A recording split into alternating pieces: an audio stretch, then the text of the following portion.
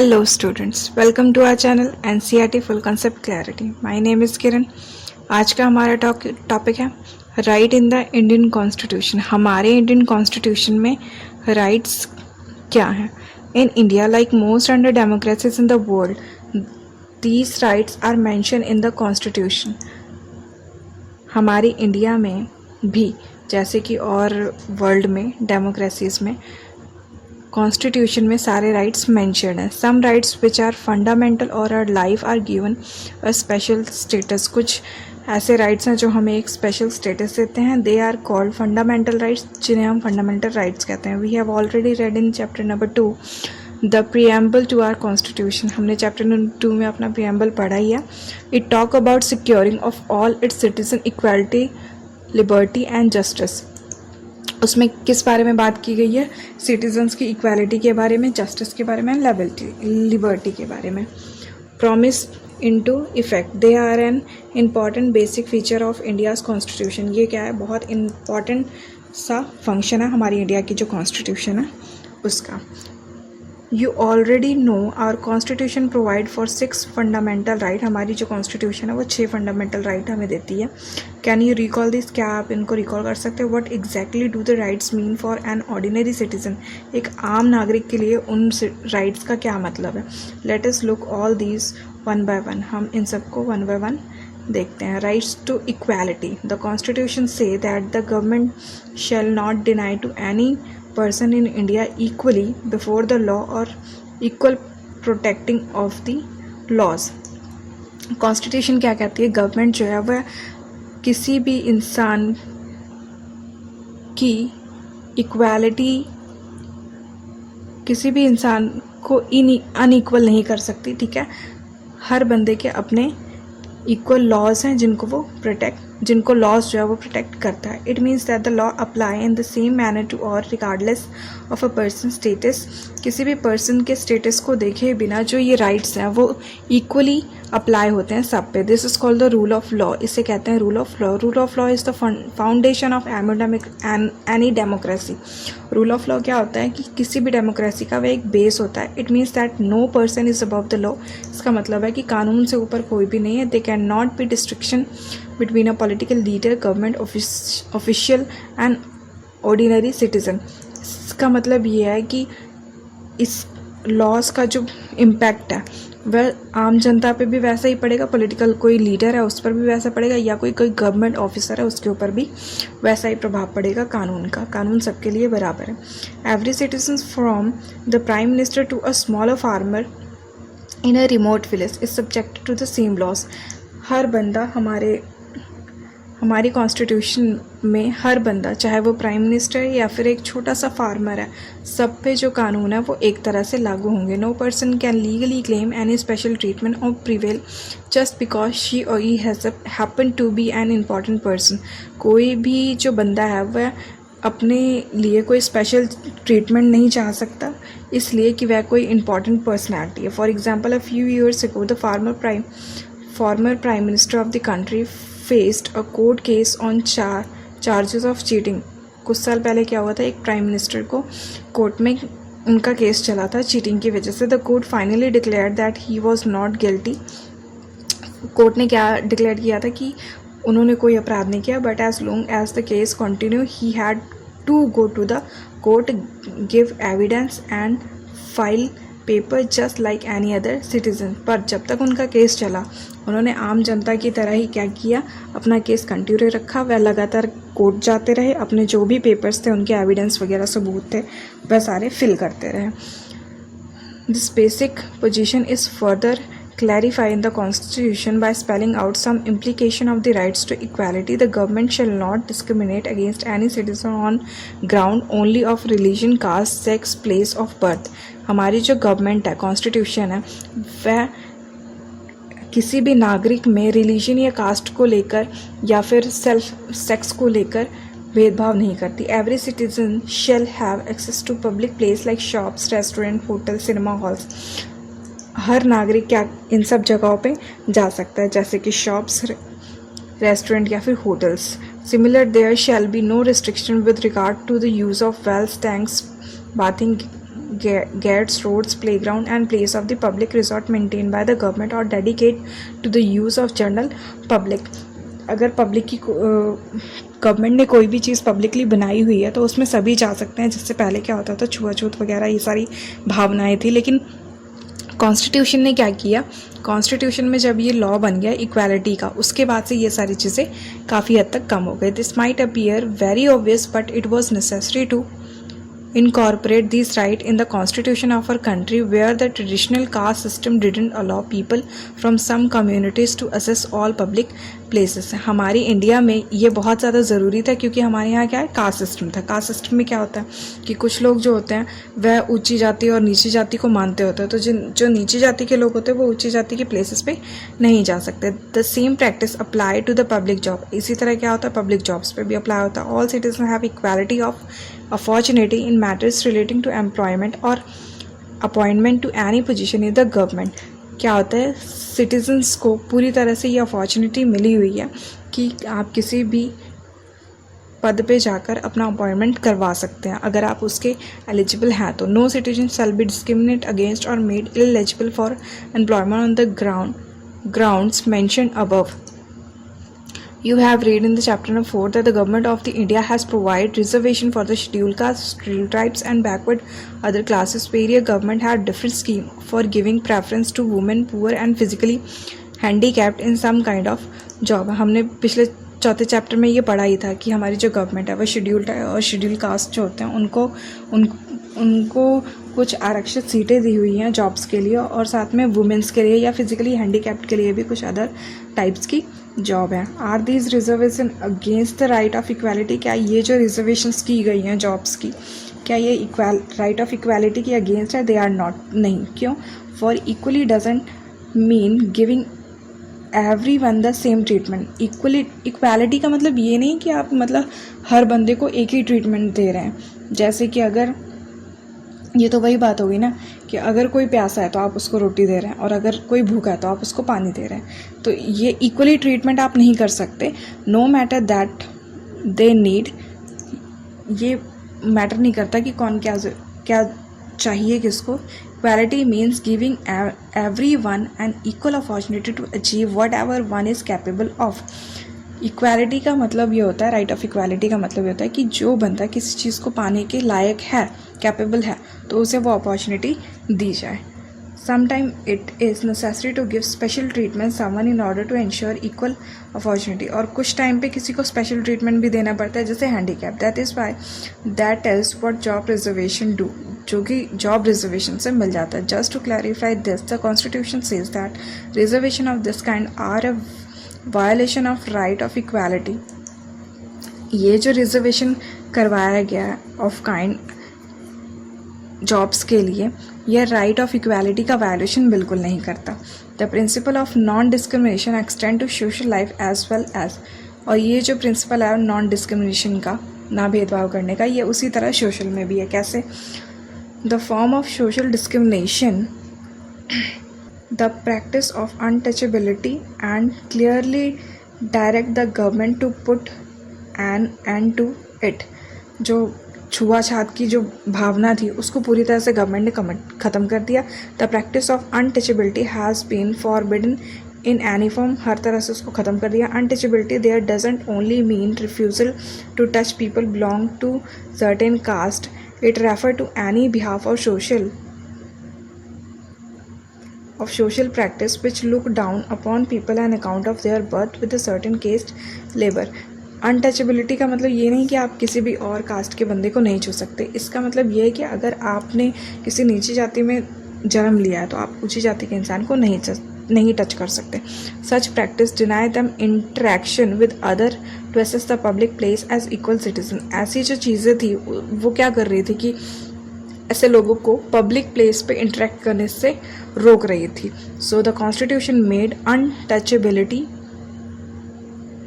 अ punishable offence. इसीलिए constitution ने क्या किया, ये जो सिस्टम चल रहा था इसको पनिशेबल कर दिया कि ऐसा अगर कोई करेगा तो उसको punishment.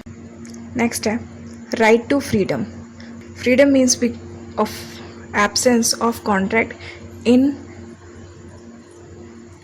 In practical life, it means offense of interference in our affair by other, be it other individual or the government. We want to live in society but we want to be free. हम चाहते हैं कि हम society में रहे but हम क्या चाहते हैं कि पूरी तरह से फ्री भी रहे. We want to do things in the way we want to them.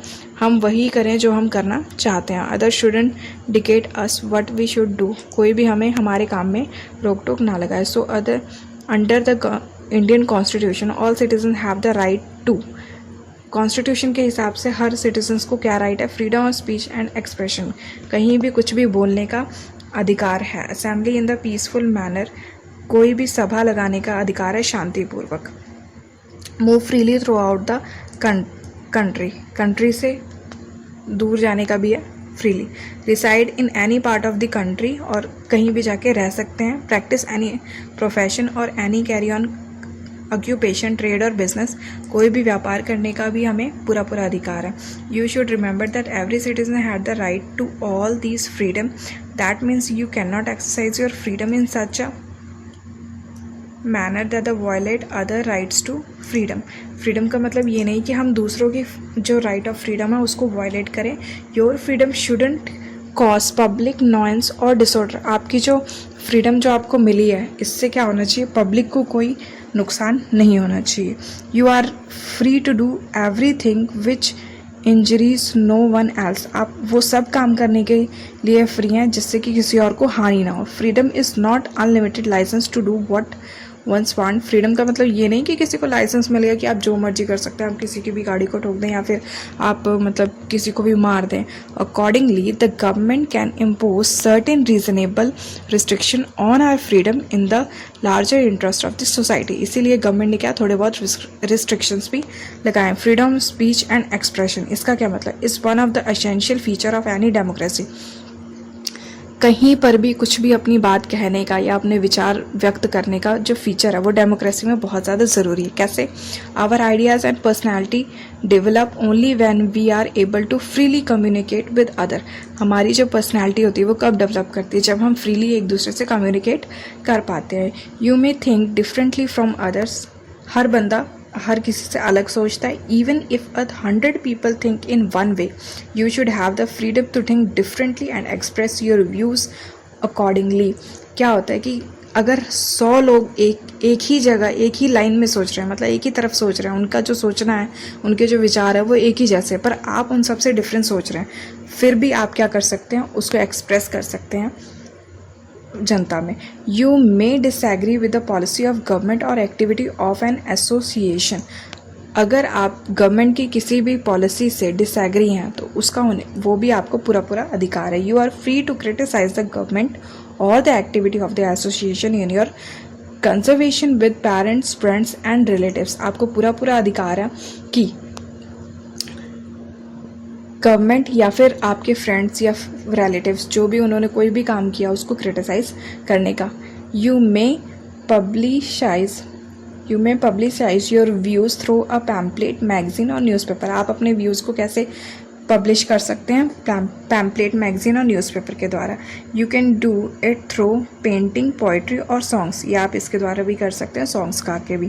However you can not use this freedom to instigate violence against other. You cannot use it incitate people to rebel against government. पर आप ऐसी चीज़ों को government से बदला लेने के लिए नहीं यूज़ कर सकते. Neither can you see it to defame other by saying false and means thing that cause damage to a person's reputation. और आप इसके लिए भी नहीं यूज़ कर सकती है कि आप किसी अगले इंसान की रेपुटेशन को खराब करें. Citizens have the freedom to hold meeting, procession, rallies and demonstration on any issue. हमारी जो जनता है उसको क्या अधिकार है कि वह कहीं पर भी मीटिंग कर सकती है, रैलीज कर सकती है, प्रोसेशन कर सकती है. They may want to discuss a problem, exchange idea, mobilize public support to a cause or seek vote for a candidate or party in an election. हमारी जो जनता है वह किसी भी प्रॉब्लम के ऊपर डिस्कस कर सकती है, अपने आइडियाज़ को एक्सचेंज कर सकती है और अपना जो पब्लिक सपोर्ट है उसको और ज़्यादा बढ़ा सकती है वोट पाने के लिए. But such meeting have to be peaceful sorry, जो ये मीटिंग्स होंगी ये पूरी तरह से पीसफुल होनी चाहिए. They shouldn't lead to public disorder or breach of peace in society. या समाज में ये जो रैलियाँ कराई जाएंगी सिटीजन्स के द्वारा, ये समाज में पीस को बनाए रखें, उसका डिसऑर्डर ना करें. Those who participate in this activity and meeting should not carry weapon with them. जो भी ऐसी एक्टिविटीज़ में पार्टिसिपेट करते हैं उनके पास कोई भी ऐसा हथियार नहीं होना चाहिए जिससे लोगों को हार्म हो सके. Citizen also can form association. आम जनता जो है वो भी एक अपना एसोसिएशन बना सकती है. For example, worker in a factory can form a workers union to promote their interest. जैसे कि किसी भी कंपनी में वर्कर्स की एक यूनियन बनती है अपने इंटरेस्ट को मेन हेड के पास रखने के लिए. Some people in a town में come together to form association to campaign against corruption or population. कुछ लोग क्या करते हैं, एक एसोसिएशन बना लेते हैं करप्शन के विरोध में या फिर पोल्यूशन के विरोध में. As citizens we have freedom to travel to any part of country. जैसे कि हमें क्या है, फ्रीडम है कि हम देश के किसी भी कोने में ट्रैवल कर सकते हैं. We are need to reside and settle in any part of the territory of India. हमें क्या फ्रीडम है कि हम इंडिया के किसी भी भाग में जाके रह सकते हैं. Let us say a person who belong to the state of Assam want to start a business in Hyderabad. जैसे कि हम किसी एक बंदे को क्या कर सकते हैं जो असम में रहता है, उसको हैदराबाद में अपना बिजनेस स्टार्ट करें कि he may not have any connection with that city, he may not have seen it ever. वहाँ पर उसका कोई कनेक्शन नहीं है, ना तो उसने वहाँ पर ना तो वो किसी को जानता है. Yet as a citizen of India he has the right to set up base there. फिर भी वहाँ पर जैसे कि वो इंडिया का नागरिक है, इसलिए उसको ये राइट है कि वह जाकर अपना बिजनेस वहाँ पे सेटअप कर सके. This right allow lakhs of people to migrate from village to town and from poorer regions to the countries to prosperous region and big cities. इसी राइट की वजह से लोग जो हैं लाखों की संख्या में गांव से माइग्रेट करके सिटीज़ में आ सकते हैं, अपने जीने का तौर तरीका भी बदल सकते हैं. The same freedom extend to choice of occupation. यही जो फ्रीडम है सेम ऑक्यूपेशन में भी मिली हुई है. कैसे? No one can force you to do or do not a certain job. कोई भी आपको फोर्स नहीं कर सकती कि आप ये काम करें और ये काम बिल्कुल ना करें. Women can not be told that some kind of occupation aren't for them. Womens को ऐसा नहीं बोला जा सकता कि ये काम आपके लिए सही नहीं है, वो काम आपके लिए सही नहीं है. ऐसा भी कोई प्रावधान नहीं है. People from deprived caste cannot be kept to their traditional occupation. Peoples जो पिछड़े हुए लोग कास्ट से आते हैं उनको भी कोई ऐसा मतलब लॉ नहीं है कि आप अपना ट्रेडिशनल ऑक्यूपेशन ही करना है. The constitution says that no person can be deprived of his life or personality liberty except according to procedure establish by the law. Constitution में क्या है, किसी को भी ये नहीं बोला गया कि आप अपनी लाइफ को अकॉर्डिंग टू लॉज चेंज कर लें बिल्कुल. ठीक है. It means that no person can be killed unless the court has ordered that sentence. इसका मतलब ये है कि कोई भी पर्सन किल नहीं कर सकता जब तक कि उसको कोर्ट से ऑर्डर ना मिला. It also means that a government or police officer cannot arrest or detain any citizen unless he has proper legal justification. जैसे कि कोई भी पुलिस वाला वो किसी भी citizens को तब तक अरेस्ट नहीं कर सकता जब तक उसके पास एक लीगल जस्टिफिकेशन हो. इवन व्हेन दे डू, चाहे उसने वो काम किया हो, they have to follow some procedures. फिर भी उसको कुछ प्रोसीजर्स जो होते हैं वो फॉलो करने ही पड़ते हैं. अ person who is arrested and detained in custody will have to be informed of the reason for such arrest and detention. अगर किसी भी बंदे को अरेस्ट किया जा रहा है तो उसके अरेस्ट करने का कारण बताया जाएगा. A person who is arrested and detained shall be proceed before the nearest magistrate within a period of 24 hours of arrest. जिस बंदे को अरेस्ट किया जाएगा उसको 24 hours के भीतर क्या किया जाएगा, उसके जो भी इलाके के मैजिस्ट्रेट होंगे या फिर नियरेस्ट होंगे वहाँ पर पेश किया जाएगा 24 घंटे के अंदर. Such a person has the right to consult a lawyer or engage a lawyer for his defence. और ऐसे पर्सन को जिसको गिरफ्तार किया गया उसके पास ये पूरा लॉ है कि वह अपने लिए एक लॉयर हायर कर सके अपने डिफेंस में.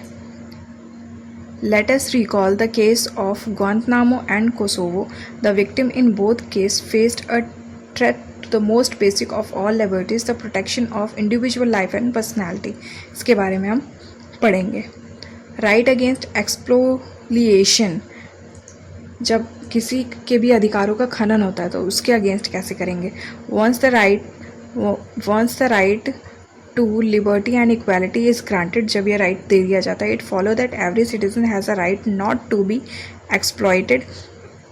ये जो रूल्स होते हैं ये फॉलो करने के लिए होते हैं, ना कि एक्सप्लॉइट करने के लिए. That yet the constitution maker thought it was necessary to write down certain clear provision to prevent exploitation of the weaker section of the society. इसीलिए कॉन्स्टिट्यूशन ने क्या बोला कि कुछ लॉज को हम रिटन लिखेंगे जिससे उनका एक्सप्लॉयटेशन बिल्कुल ना हो सके सोसाइटी में. The constitution mention 3 specific evils and declared these illegal. First, the constitution prohibit traffic in the human beings. Traffic नहीं करना. Traffic there means selling and buying of human beings, usually women for immoral purpose.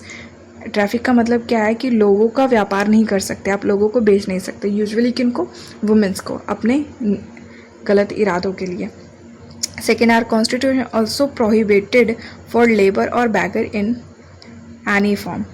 Labour जो child labour है वो, या फिर forced labour, मतलब आप किसी से फोर्स करवा के उससे काम करवा रहे हैं, ये भी पूरी तरह से प्रोहिबिटेड है. Begar is the practice where the workers is force to render service to the master free of charge at a nominal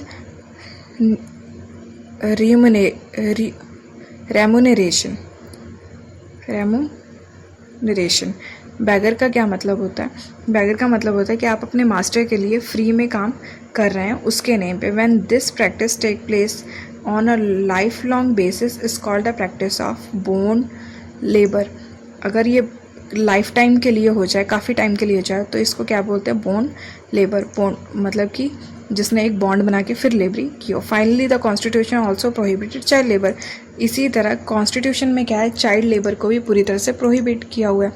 no one can employ a child below the age of the 14 to work in any factory on mine in any other hazardous work such as railway and ports. Constitution में क्या है कि 14 साल से जो कम बच्चा है उसको ना आप किसी फैक्ट्री में लगा सकते हैं, ना किसी माइन में लगा सकते हैं, और ना ही किसी ऐसी जगह पे जहाँ पर लाइफ को डेंजरस हो, या रेलवे या फिर पोर्ट्स पे. Usually this a basic many law have been made to prohibit children from working in industries such as bidi making, firecrackers and matches, printing and dyeing. इस जो एक्ट बनाया गया कॉन्स्टिट्यूशन में जो ये प्रोहिबिटेड एक्ट बनाया गया चाइल्ड लेबर का, ये बेसिकली क्यों बनाया गया कि जो बच्चे हैं वह फायर क्रैकर्स या मैचेस, प्रिंटिंग, डाइंग जैसी फैक्ट्रीज में काम ना करें. आज के लिए बस इतना ही. इससे आगे के टॉपिक हम अगली वीडियो में कंटिन्यू करेंगे. आई होप आपको ये पूरी वीडियो अच्छे से समझ आ गई होगी. Thanks for watching this video.